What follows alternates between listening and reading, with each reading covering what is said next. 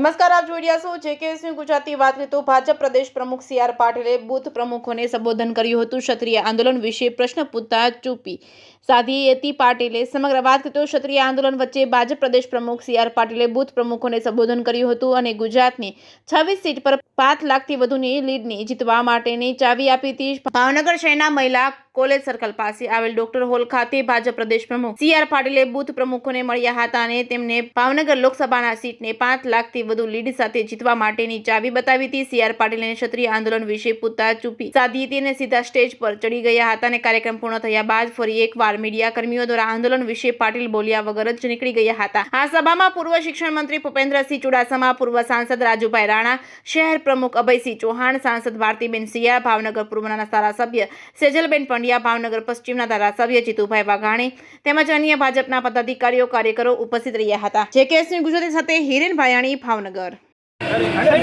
રાજકોટમાં